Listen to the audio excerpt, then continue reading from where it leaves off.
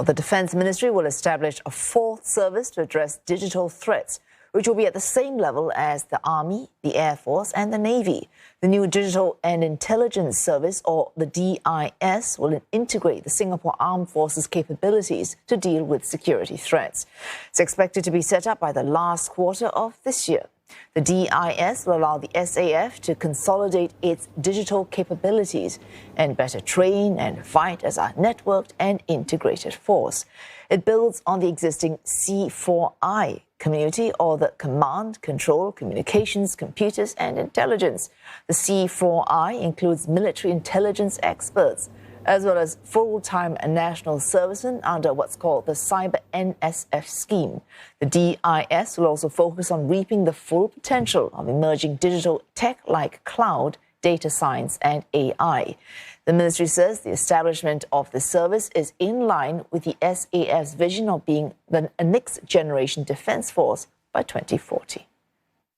The DIS should not and cannot be just like the Army, Air Force and Navy with similar troops operating in the digital domain instead of the physical domain.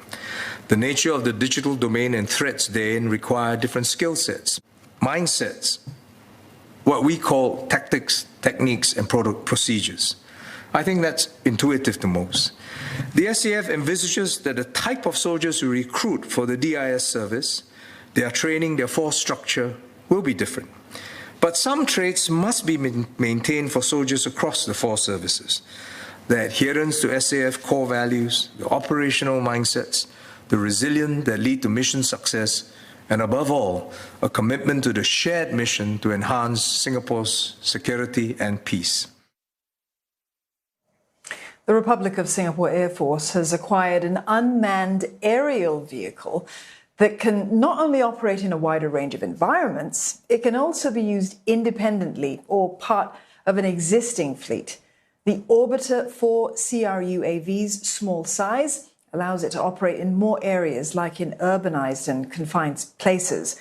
It needs a shorter runway and can be deployed quickly. The Defence Ministry says that it will enhance the SAF's air intelligence, surveillance and reconnaissance capabilities. Meantime, the Navy will be upgrading its formidable class frigates. These frigates are the key fighting platforms of the Navy. The upgrades will include better combat management and communication systems and weapon systems as well. This year marks the 55th anniversary of national service. Defence Minister Ng Eng Hen also announced improvements to the NS system. There will be a default base NS pay, which NS men can claim for in-camp training. This will be especially useful for those in informal employment and training.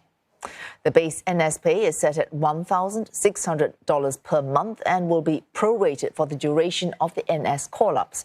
Better management across the government agencies will now allow claims of make-up pay to be streamlined and automated. Over 100,000 NS men and 25,000 employees will benefit from the automated claims and base pay. There will also be higher cash components to the NS Home Awards, an extra $2,000 in cash to each national serviceman. These awards are disbursed at 3 stages, like the completion of full-time NS and operationally ready national service training cycle. Functional assessments will be used as part of pre-enlistment medical screening. Compared to general physical assessments, functional ones are a more precise gauge of whether servicemen can perform specific vocations. As part of its plans to go greener, the Defence Ministry will, by 2030, reduce water usage by 10% and waste generation by 30%. Now, this is in addition to its aim of reducing growth of overall carbon emissions by 2/3. The SAF Sustainability Office, established last year, is leading such efforts, which are in line with the Singapore Green Plan 2030. Alif Amshar tells us more. Marching towards a greener future. Harnessing solar power is one way here at Jurong Camp 1. By the end of this year, about 1 in 4 SAF camps will be installed with solar panels, which will deliver about 20 megawatts peak. That's enough energy to power about 5,000 4-room households in a year. By 2025, that number will go up to 2 in 3 camps, generating about 50 megawatt peak of electricity. These are some of the plans that were introduced last year. These sustainability initiatives, they will be proliferated so long as they work well and they don't compromise the SAF's operational readiness or lead to a spike in defence spending. We just established our first external advisory panel for environmental sustainability last week. They are a group of experts in sustainability domains such as green energy, sustainable infrastructure. Then there are these smart meters for monitoring water and electricity use. Over 300 of them are being tested at 3 camps, like Jurong Camp and Paya Lebar Air Base. Since this started, our soldiers have been more conscious of their utility usage and more responsible for the use of precious resources like water.